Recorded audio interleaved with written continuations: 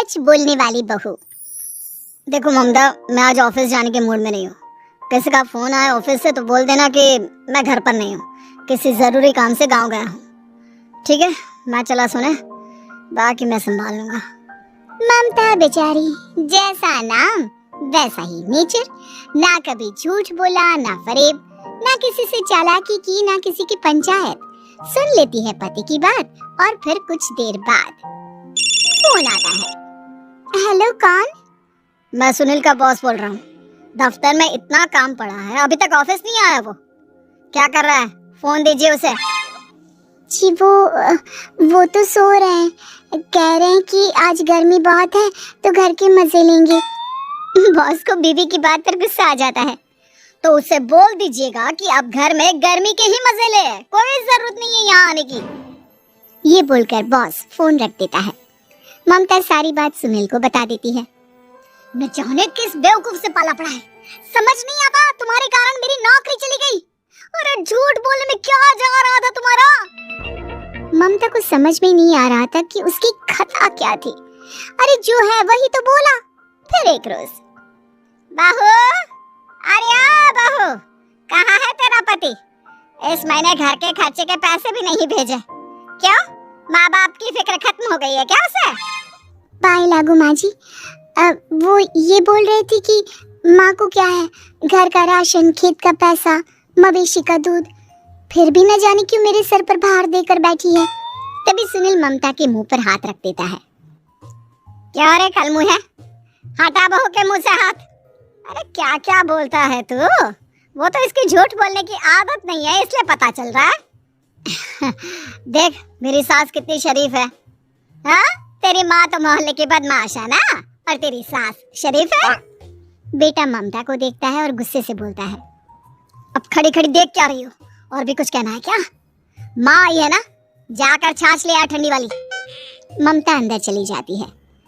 माँ, इसके सच बोलने की आदत के कारण मेरी नौकरी जाते जाते रह गई। वो तो मैंने अगले दिन जाकर पैर पकड़ लिए मालिक के, नहीं तो। सब जानता है बहू की आदत नहीं है झूठ बोलने की, तो तू शांत क्यों नहीं रहता? क्यों उसे झूठ बोलने को बोलता है? फिर एक रोज, बहू जा अपनी पड़ोसन के पास और उससे बोल कि वो लाल वाली साड़ी जो उसने नए साल की पार्टी में पहनी थी, तुझे वो चाहिए। ना माँ जी, मुझे नहीं चाहिए। वैसे भी कल जिस शादी में जाना है ना, वहाँ के लिए तो मेरे पास काली साड़ी है। सास सर पर हाथ रखकर, अरे बुद्धू, मुझे चाहिए साड़ी। वैसे भी तुम लोगों में तो साड़ी का लेन देन चलता है ना, तेरी भी तो उसने पहनी थी ना। हाँ माँ जी, वो क्या है ना, हम दोनों के कपड़े एक दूसरे को आ जाते हैं। मैं ले आती हूँ आपके लिए साड़ी। बहू पड़ोसन के पास जाती है। कैसी हो निर्मला, तेरी लाल साड़ी चाहिए थी। क्यों? तू तो बोल रही थी कि तेरे पास काली वाली साड़ी है, तू वही पहनेगी, फिर लाल का क्या करेगी? अरे मैं तो काली ही पहनूंगी, लेकिन मेरी सास ने देखी थी तेरी लाल साड़ी, वो नए साल की पार्टी में तूने पहनी थी ना, तो इसलिए वो मांग रही है। ये सुनकर पड़ोसन थोड़ा परेशान हो जाती है। देख ममता, तेरे लिए तो मैं एक बार को साड़ी दे भी देती, लेकिन तेरी सास के लिए नहीं। वो क्या है ना, तू तो जानती है कितनी गंदी आदत है तेरी सास की, खाया पिया सब कपड़े पर ही पोंछ देती है। मेरी लाल साड़ी बहुत महंगी वाली है, पता चले उस पर हल्दी तेल का निशान लगा हो। ममता घर आ जाती है खाली हाथ। ममता को देखकर, नहीं देना उसका लूटी ने साड़ी, अब आए तुझसे लेने तेरा सामान, अच्छे से बताती हूँ। माँ जी वो क्या है ना, मुझे तो वो दे रही थी, लेकिन आपके नाम पर नहीं दी। अरे किसने बोला था मेरा नाम लेने को? बोल देती तुझे पहनना है, लेकिन ना, तू तो ठहरी सच की देवी। न जाने सास क्या सोचती है और हंसने लगती है। अरे माँ, क्या हो गया? क्या सोचकर हंस रही है? याद है जब बहू को देखने गए थे? हाँ बस सही बात है। याद आ गया कैसे मेरी सास बाजार के खाने को बोल रही थी कि ममता ने बनाया है। और बहू ने आकर सब बता दिया कि ये सारा खाना तो बाजार से आया है, वो भी कल्लू हलवाई की दुकान से।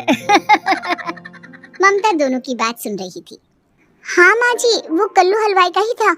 मुझे तो आज तक पता नहीं चला कि माँ ने क्यों कहा कि मैंने बनाया है। खैर, मैं तैयार होती हूँ, शादी में जाना है ना।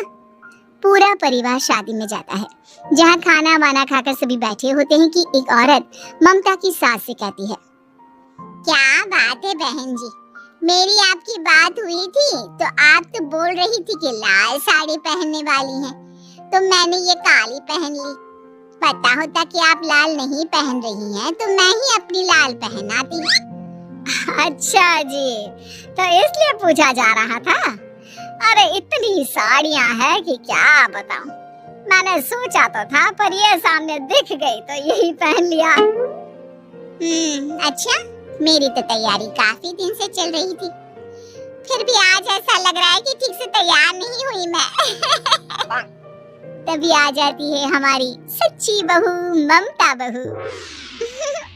आंटी जी, वो क्या है ना, पड़ोसन की लाल साड़ी माँ जी को पहननी थी, लेकिन आप तो जानती है माँ जी की आदत, सारा खाया पिया कपड़ों पर ही पोंछ देती है, तो उसने साड़ी देने से ना ऐन वक्त पर मना कर दिया, तो अब इन्होंने ना मेरी साड़ी पहनी है। औरत ममता की सास को घूरती है, अरे मांग कर ही साड़ी पहनी थी क्या? हम जैसे तो खुद की ही साड़ी पहनते हैं, चलो चलते हैं। सास का गुस्सा अब ममता पर फूट पड़ता है। अरे क्या जरूरत थी ये बात सबसे कहने की? अरे घर की इज्जत का कोई ख्याल है कि नहीं तुझे? हाँ, मैंने क्या बोल दिया माँ जी? मुझे क्यों डांट रही है? मेरी गलती क्या है? ममता को रोता देख सुनील आ जाता है। अरे माँ, क्या हो गया? पता है ना शादी का माहौल है। सास सारी बात बेटे को बता देती है। देख रहा है तेरी बहू का हाल।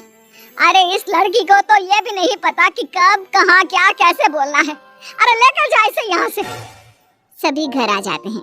सास का मुंह तो फूला ही रहता है कि एक दिन। चलो बेटा, बहुत दिन तुम लोगों के साथ रह ली, अब चलो।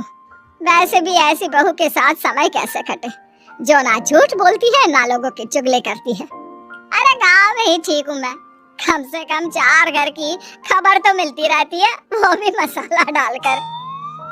कैसी बात कर रही है माँ? अभी तो आई है, रह जाना, कितना अच्छा लगता है तेरे रहने से घर। तभी ममता आ जाती है।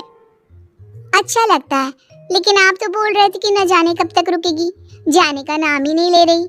जाए तो कम से कम घर में थोड़ा सा फ्री सा तो फील करूं, यही बोल रहे थे कल माँ जी आपके लिए। सास बेटे को देखती है लेकिन क्या कहती बेचारी, जब अपना ही सिक्का खोटा हो। चली जाती है चुपचाप गांव। फिर एक रोज घर की घंटी बजती है। सामने खड़ा होता है सुनील का बॉस। सुनील है क्या घर में? वो क्या ना, मैं यहाँ से गुजर रहा था तो सोचा थोड़ा ऑफिस का काम डिस्कस कर लूं। ममता कुछ कहती कि तभी वहाँ सुनील आ जाता है। अरे बॉस, आप आइए आइए। क्या बात है, घर तो बहुत सुंदर है। वैसे भाभी जी, आपकी खूब बातें सुनी है कि आप कभी झूठ नहीं बोलती। ये तो पता नहीं, लेकिन हमेशा सिर्फ कुछ न कुछ ऐसा बोल देती हूँ जिससे परेशानी हो जाती है। मैं ऐसा नहीं चाहती, लेकिन क्या करूँ। खैर, बॉस कुछ देर रुकता है, काम की बात होती है। ममता के साथ सब चाय पीते हैं और जैसे ही बॉस जाने को मुड़ता है कि क्या जी, कितने नेक इंसान है, फालतू ही आप खड़ूस और निकम्मा बोलते हैं इन बॉस को। अब क्या, बॉस के कान तक खुद के लिए अनमोल वचन पड़ जाते हैं और फिर ओह, तो ये बात है। और क्या कहता है ये? अरे बॉस, आप भी किसकी बात पर विश्वास कर रहे हैं? अरे इसे तो ये भी नहीं पता कि आलू प्याज कहाँ रखा है। अरे ये क्या जाने क्या बोलना है क्या नहीं बोलना है। मतलब जो मुंह में आ रहा है बोले जा रहा है। भाभी जी आप बताइए। नहीं नहीं बॉस, लग रहा है कि कुछ गलत बोल गई मैं। वैसे ये सिर्फ इतना ही बोलते हैं कि आप में कोई टैलेंट है ही नहीं, आपकी नौकरी इन्हीं के कारण तो बची हुई है। अरे बस कर ले अम्मा, अब क्या करवा कर मारेगी, बड़ी मुश्किल से तो नौकरी बची थी मेरी। सही कहा, बची थी लेकिन अब निकल गई। तेरे टैलेंट के भरोसे चल रही है ना मेरी नौकरी, अब देख तू। अच्छा, तो आप भी यही मानते हैं? वैसे ये बात तो है, सुनील काफी टैलेंटेड है। बॉस चला जाता है। सुनील सर पकड़कर बैठ जाता है। माना सच बोलना एक अच्छी आदत है, लेकिन ममता, आज का समय ऐसा नहीं है।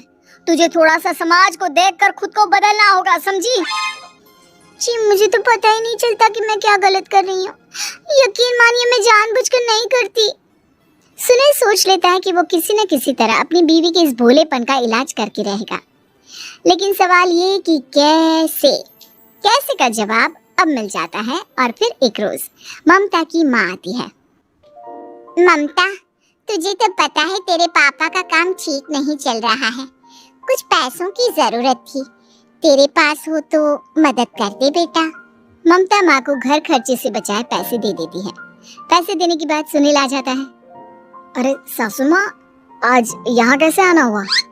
नहीं बेटा, वो ममता की याद आ रही थी ना तो आ गई। वो क्या है ना, पता है पापा का काम ठीक नहीं चल रहा है, तो माँ कुछ पैसे लेने आई थी। क्यों? यहाँ क्या पैसे का पेड़ उगा है? अरे कौन सी माँ अपनी बेटी के ससुराल का खाती है? कोई जरूरत नहीं है पैसे देने की। वापस कर दो माँ जी पैसे और निकलो यहाँ से। आगे से यहाँ पैसे लेने नहीं आना। सुनील ये बोलकर निकल जाता है। उसके जाने के बाद, बेटा ममता, तूने मेरी बेइज्जती कराने के लिए यहाँ बुलाया था क्या? अरे छोटा सा झूठ बोल देती तो तेरी माँ की इज्जत बच जाती, लेकिन चलती हूँ मैं। सास बाहर जाकर बाहर खड़े सुनील से कहती है, तेरे कहने पर बेटा हमने ये नाटक तो खेल लिया, लेकिन उसका क्या असर होता है ये नहीं पता। थोड़ी देर बाद सुनील घर आता है। देखिए, मुझे मेरी गलती का एहसास हो गया है। मैं समझ गई हूँ कि सच कितना सच होता है और उसकी कीमत आज के समय में बहुत बड़ी है। माफ करना, मैं आज से सच कभी नहीं बोलूंगी। क्या? कभी नहीं? फिर क्या, दोनों मियाँ बीवी खुश रहने लगते हैं, क्योंकि बीवी को थोड़ी सी झूठ की आदत हो जाती है।